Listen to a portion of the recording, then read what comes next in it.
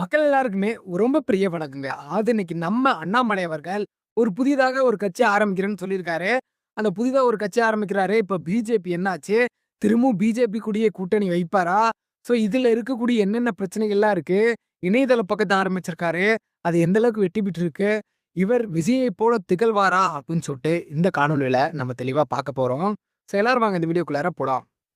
First Annamalai அவர்கள் ஏகப்பட்ட கடும் அதிருப்திக்கு பிறகு ஒரு புதிய இயக்கத்த தொடங்கியிருக்காருன்னே சொல்லலாம். அவருக்கு எங்களுடைய பணிமார்ந்த வாழ்த்துக்கள்னு நான் சொல்றேன். ஏன்னா, இப்படி ஒரு லீடர் கண்டிப்பா நம்ம தமிழ்நாட்டுக்கு அவசியம் தேவைப்படுறாங்கன்னு நான் என்னுடைய ஒப்பீனியன்ல இருந்து சொல்றேன். ஏன்னா, இன்னைக்கு திமுக அழிஞ்சிருச்சு, அதிமுக அழிஞ்சிருச்சு அப்படின்னு பல்வேறு நபர்கள் பேசுற மத்தியில, புதிதாக விஜய் வந்து பரிணமிச்சிருக்காரு. முதலமைச்சராவும் ஆயிருக்காரு. அவருக்கு ஆப்போசிட்டா ஒரு ஸ்ட்ராங்கான ஒரு லீடர் வேணும்னா, அது அண்ணாமலை தான் அப்படின்னு மக்கள் பேசிட்டு இருக்காங்க. அவரு நான் மட்டும் சொல்லலங்க. மக்கள் மட்டும் சொல்றாங்க. அது உண்மையும் கூட. அவருக்கு எதிரான ஒரு ஸ்ட்ராங்கான ஒரு லீடர்னா, அது அண்ணாமலை அவர்கள் தான். அவருடைய கட்சி வந்து இப்போ வந்து ஸ்டார்ட் பண்ணியிருக்காங்கன்னு சொல்லலாம். கிட்டத்தட்ட பி த லீடர் அப்படின்ற ஒரு இணையதள பக்கம் ஆரம்பிச்சு, அதுல கிட்டத்தட்ட அ ஒரு 10 மணி நேரத்திற்கு மேலேயே 10,00,000 பேருக்கு மேல அந்த இணையதளத்துல இணைஞ்சிருக்காங்கன்னு சொல்லலாம். விச் மீன்ஸ் அந்த இயக்கத்துல இணைந்திருக்காங்கன்னே சொல்லலாம். அண்ணாமலை அவர்கள் சொன்னதாக இருக்கட்டும் என்னன்னா, நாங்க புதிய தலைவர்கள அதாவது திரைப்பட தலைவர்கள நாங்க உருவாக்கப் போறோம். அதுக்கு எல்லாரும் வந்து இந்த இயக்கத்துல சேருங்க. நம்ம இயக்கம் எல்லாருக்குமான இயக்கம் அப்படின்னு எல்லாருக்கும் இளைஞர்களுக்கு கூவல் விடுத்திருக்காருன்னு சொல்லலாம். ரொம்ப ஒரு நல்ல ஒரு விஷயங்க. ஏன்னா இப்படி ஒரு லீடர் தமிழ்நாட்டுக்கு அவசியம், அவசியம் தேவைங்க. ஏன்னா இப்போ சினிமா கவர்ச்சி அப்படின்னு எல்லாரும் பரவலான வகையில பேசப்பட்டுட்டு வந்துட்டு இருக்கு. எல்லா சினிமால கவர்ச்சியில ஓட்டு போட்டுட்டாங்க, ஓட்டு போட்டுட்டாங்கன்ற மத்தியில, இப்படி ஒரு இளைஞர் கண்டிப்பா அவர் ஒரு நல்ல ஒரு படித்த இளைஞர். நல்ல ஒரு உத்தியோகத்துல இருந்துட்டு போயிருக்காரு. ஒரு அரசியல் கட்சியில இணைஞ்சு வேலை செஞ்சுட்டு வந்திருக்காருன்னே நான் சொல்றேன்.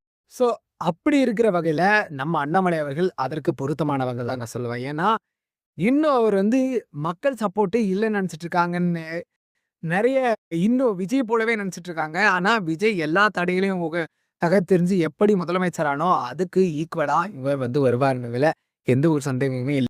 மக்களோட சப்போர்ட் கண்டிப்பா இவருக்கு இருக்கும். எந்த ஒரு வகையிலுமே மாற்றம் இல்ல. ஏன்னா, இதற்கு முன்னாடி பாரதிய ஜனதா கட்சி பிஜேபியில இருக்கும்போதே அவருக்கு ஏகப்பட்ட ஒத்துழைப்புகள் இருந்தது. அதுக்கு ஈக்குவலாகவே இந்த இவர் இயக்கியிருக்க ஒரு இயக்கத்துல கண்டிப்பா எல்லாருமே சப்போர்ட் பண்ணுவாங்கன்னு நான் சொல்றேன். ஏன்னா, பாரதிய ஜனதா கட்சி தமிழ்நாட்டிலே ஈடுபடாது. இவரால மட்டும் தான் ஏகப்பட்ட ஓட்டுக்கள் விழுந்தது. 2024 தேர்தலா இருக்கட்டும், 21 தேர்தலா இருக்கட்டும், மிக ஒரு கணிசமான வாக்குகள பெற்றாங்கன்னே சொல்லலாம். இவர் கட்சியில இன்னும் கொடி, கட்சியினுடைய பெயர், சின்னம் எதுவுமே இன்னும் முழுமையாக அறிவிக்கப்படலன்னு நான் சொல்லுவேன். ஏன்னா, நாம விஜயோட எப்படி கட்சி ஆரம்பிச்சாருன்னு பார்த்தோன்னே தெரியும். முதல்ல அரசியல் வரேன்னு சொன்னாரு. அதுக்கப்புறம் கட்சி கொடி, பெயர் எல்லாத்தையுமே சின்னம் எல்லாமே படிப்படியா அறிமுகப்படுத்தினாரு. அந்த வகையில இதுவுமே ஒரு நல்ல வகையில அண்ணாமலை அவர்களுமே கட்சி வந்து ஸ்டார்ட் பண்ணுவாருன்னு நான் நினைக்கிறேங்க. ஸோ இந்த கட்சிக்கு மக்களிடையே ரொம்ப பெரிய வரவேற்பு இருக்கும். விஜய்க்கு கூட்டுன அளவுக்கு கூட்டம் எவருக்கும் கூடும் அப்படின்னு நான் சொல்றேன். விஜய் பண்ண பிரச்சாரத்த போலயே இவருக்கும் பிரச்சாரம் வெற்றி பெறும். மாநாடுகள் வெற்றி பெறும்.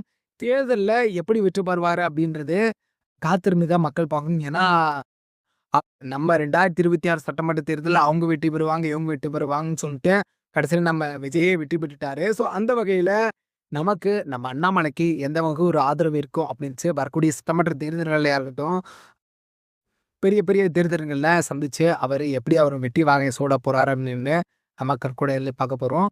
அடுத்த வீடியோலேருந்து வர வரைக்கும் நான் இந்த வீடியோ தெளிவாக்கிறேன். அதுக்கு முன்னாடி இந்த ஒரு கட்சிய பத்தி நீங்க என்ன நினைக்கிறீங்க அப்படின்றத இந்த வீடியோல கமெண்ட் செக்ஷன்ல லீவ் பட்டு போங்க. Thank you.